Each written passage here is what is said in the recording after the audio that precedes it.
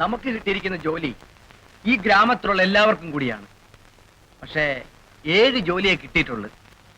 അതുകൊണ്ടാണ് നറുക്കെടുപ്പ്. പേര് വീഴുന്ന ആളിന് വികാരി അച്ഛൻ ജോലിക്കുള്ള ടോക്കൺ കൊടുക്കും. ആനിമോളിക്ക് വന്നേ. ഒരു കുറിയെടുത്തേ. തറയിൽ വിൻസെന്റ്.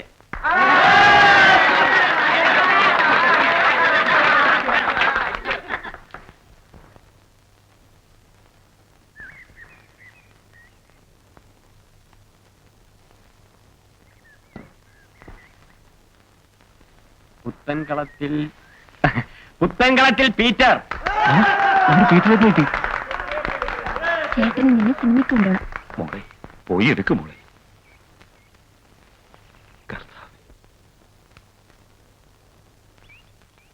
കളത്തിൽ ആൻഡോ.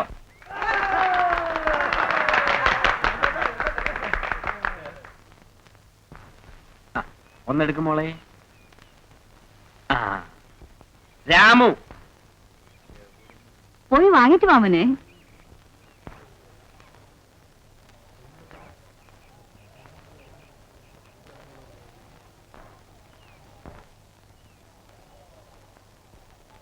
കണ്ടത്തിൽ വർഗീസ്.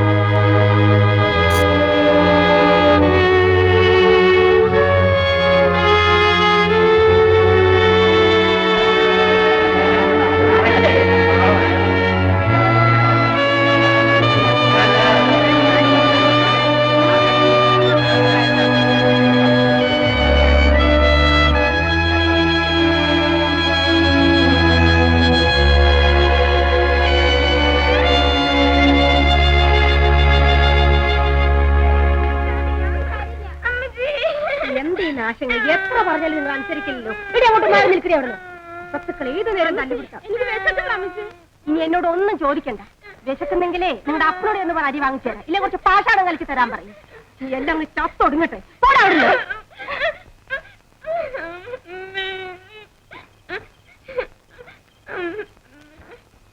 എന്താ?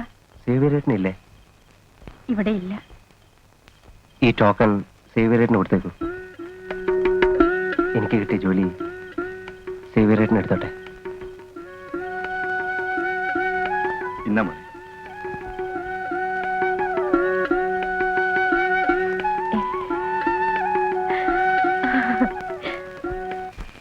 ആ ന്യായമൊന്നും പറയണ്ട. നിന്നോട് ആര് പറയണ്ട ആ രാമുവിന്റെ പേര് എഴുതിയുടെ? എല്ലാത്തിനും നമ്മുടെ കൂടെ നിന്നവനല്ലേ അവൻ. തല്ലു കൊള്ളാനും ജയിലിൽ പോവാനും അതിന് ഈ കരക്കാർ മുഴുവനും നിന്നിട്ടുണ്ട്. അവർക്കൊക്കെ നീ ജോലി കൊടുക്കുമോ? രാമുവിനെ ജോലിക്ക് വിടാൻ ഞങ്ങൾ സമ്മതിക്കില്ല. വീണ്ടും നറുക്കിടണം. അത് നടക്കില്ല. അത് പറയാ നീ ആരാണ്? നിന്റെ തന്തയുടെ വകയാണോ? എന്താ മഴക്കുണ്ടാക്കാതെ ഇവിടെ ഓരോരുത്തർ ജോലിയില്ലാതെ പട്ടിണി കിടന്ന് മരിക്കുന്നു. എവിടുന്നോ കയറി വന്ന കണ്ട താരിക്ക് കൊടുക്കാനുള്ള അല്ലടാ ഈ ജോലി. രാമുവിന്റെ പേര് എഴുതിയില്ല. നീ ആരാണ്? അവര് ഈ ജോലി ചെയ്യാൻ എന്താണ് അർഹത?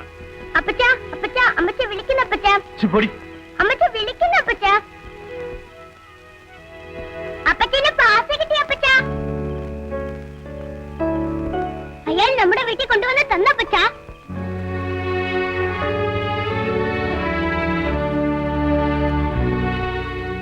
ഇപ്പോ ഈ ജോലി കൊണ്ട് ആവശ്യം സേവ്യരേട്ടനാ.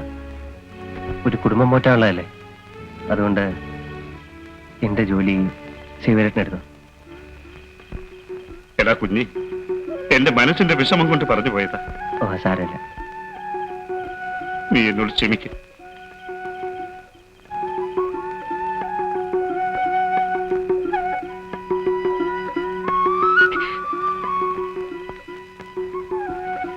രാമു വാടാ.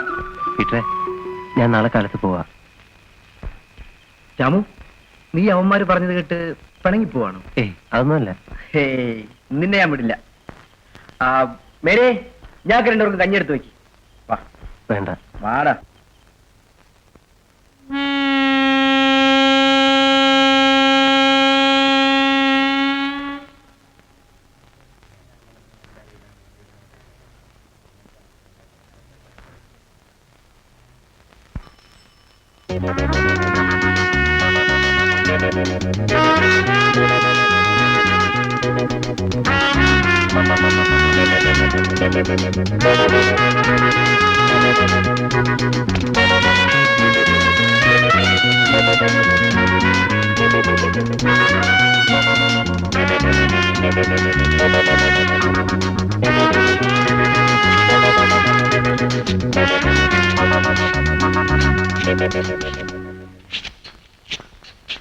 അപ്പുറത്ത് ചീട്ട് കളിക്കുന്നവര് നമ്മുടെ ഗ്യാങ്ങിൽപ്പെട്ടവരല്ലേ?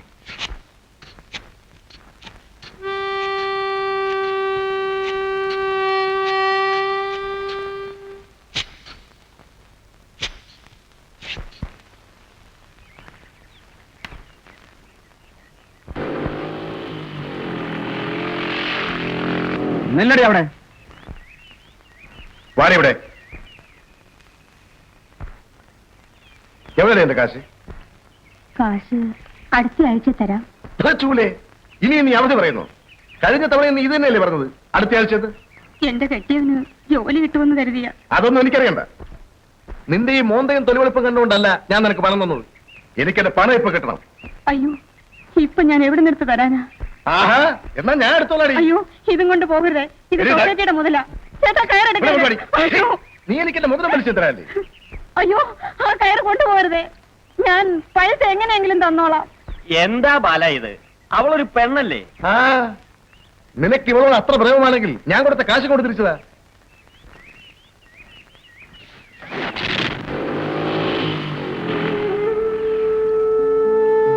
കടുവ ബാലന്റെ സ്വഭാവം നിനക്ക് അറിഞ്ഞുകൂടെ? പിന്നെ നീ എന്തിനാ അവനോട് കടം വാങ്ങിച്ചത്? ദയവേത് കുറച്ചു ദിവസം കൂടി അവധി തരൂ. ഞാൻ എങ്ങനെയെങ്കിലും ആ പണവും പലിശയും തിരികെ തരാം. നീ എവിടുന്ന് എടുത്തിട്ട് തരാന്? എന്റെ സ്വഭാവം നിനക്കറിയാമല്ലോ. പിന്നെ നീയാണല്ലോ നോർത്ത് ഞാൻ ഇതിനെ ക്ഷമിച്ചതാ. തള്ളയില്ലാത്ത 2-3 കുഞ്ഞുങ്ങളെ പോറ്റുന്നല്ലോ എന്ന് വിചാരിച്ച് പലിശയടക്കം ഇപ്പൊ 300 ചില്ലുവാൻ രൂപയായി. ഞാൻ തരാം. എപ്പോ? നിന്റെ പ്രയാസങ്ങൾ എനിക്കറിയാവുന്നതുകൊണ്ട് ഞാൻ പറയുന്നതാ. ഈ ചകിരി വിരിച്ച് കിട്ടുന്ന കാശ് കൊണ്ട് നിനക്കെന്റെ കടം വീട്ടാൻ ഒക്കുകയില്ല. നിനക്ക് വേണമെങ്കിൽ ഞാൻ എങ്ങനെയെങ്കിലും ഒരു ജോലി മേടിച്ചുതരാം.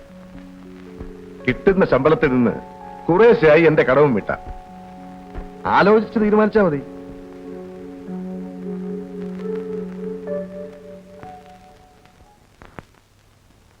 ചേച്ചി പുറത്ത് ജോലിക്കൊന്നും പോണ്ട. അപ്പം വാങ്ങി കള്ളുടിച്ച് തീർത്ത കാശല്ലേ? എന്തിനായാലും കടം വാങ്ങിയ കാശ് തിരിച്ചു കൊടുക്കണ്ടേ ജോണി? എനിക്കൊരു ജോലി കിട്ടിയിരുന്നെങ്കിൽ ആ നാറിയുടെ കടം ഞാൻ വീട്ടിയേനെ. ചേച്ചി, എനിക്ക് വിശക്കുന്നു ചേച്ചി. വാ, ഇപ്പൊ ഉണ്ടാക്കി തരാം.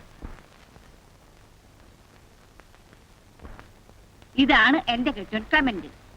ഈ പുല്ലാനത്തുകാര് ആദ്യമായി ബാൻഡ് വായന കേൾക്കുന്നത് എന്റെ കെട്ടിയോൻ ക്ലെമന്റ് വായിക്കുമ്പോഴാണ്. ഈ ബാസ്റ്റിനും പീറ്ററിനും ഒക്കെ ബാൻഡ് വായന പഠിപ്പിച്ചതാരാ? Mister Clement. ക്ലെമന്റ് ഉള്ളപ്പോ പള്ളിപ്പെരുന്നാളിന് രൂപ എഴുന്നള്ളിച്ച ഏറ്റവും മുമ്പിൽ നമ്മുടെ ബാൻഡാ. അത് പോയിട്ട് ഇപ്പൊ കണ്ടോ, ഞായറാഴ്ച പെരുന്നാള്. ഒരുത്തരം റിഹേഴ്സല് വരില്ല. നീ ഇവിടെ ഇരി. ഞാൻ പോയി അവന്മാരെ കയ്യോടെ പിടിച്ചിട്ട് വരാം.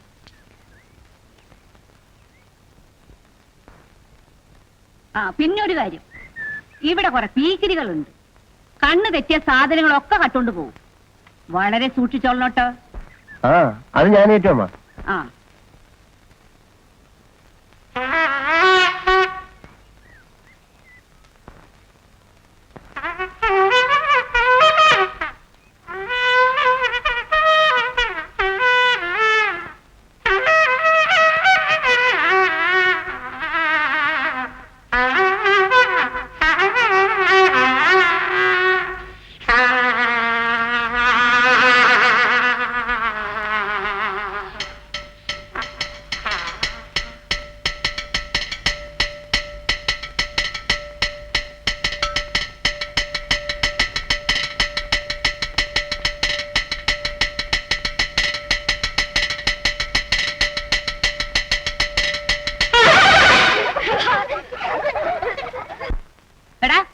അന്തോസും ഫ്രാൻസിസ് എവിടെയാ?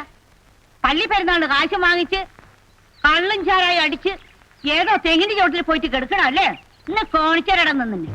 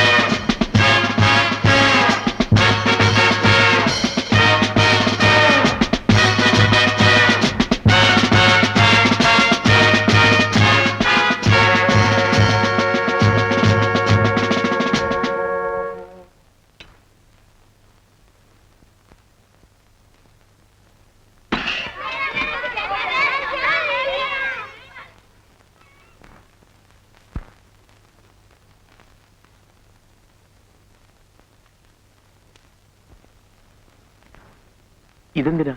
ഇന്ന് ഞങ്ങൾക്ക് ശമ്പളം കിട്ടി സാർ.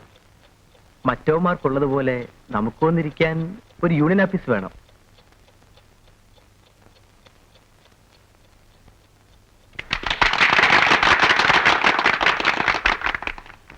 തൊഴിലാളി സഖാക്കളെ, സുഹൃത്തുക്കളെ, SSTUവിന്റെ വളർച്ചയിൽ നാം ഒരു പടി കൂടി മുന്നോട്ട് കടന്നിരിക്കുന്നു.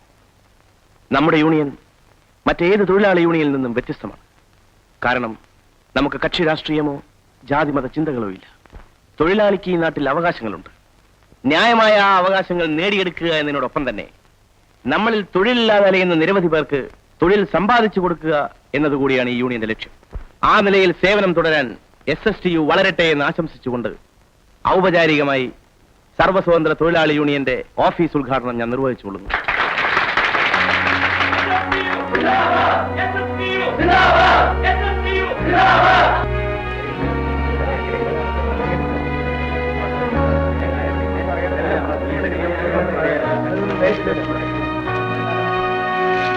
അതെ, അങ്ങനെ നമുക്ക് ഒരു കൊച്ചു യൂണിയൻ ഓഫീസായി. നമ്മുടെ യൂണിയൻ ഇനിയും വളരും. അപ്പൊ ഇവിടുത്തെ ജോലിയും കൂടി വരും. രാമുവിന് ഇവിടെ എന്നെ ഒന്ന് സഹായിച്ചൂടെ? ഞാൻ സഹായിക്കാം സാർ. ശമ്പളമായിട്ടൊന്നും തരാൻ പറ്റില്ല. വേണ്ട സാർ, എനിക്കൊന്നും വേണമെന്നില്ല. സാർ എന്ത് ചെയ്യണമെന്ന് അങ്ങ് ഏൽപ്പിച്ചാൽ മതി. ബാക്കിയൊക്കെ രാമു ആയിക്കോളൂ.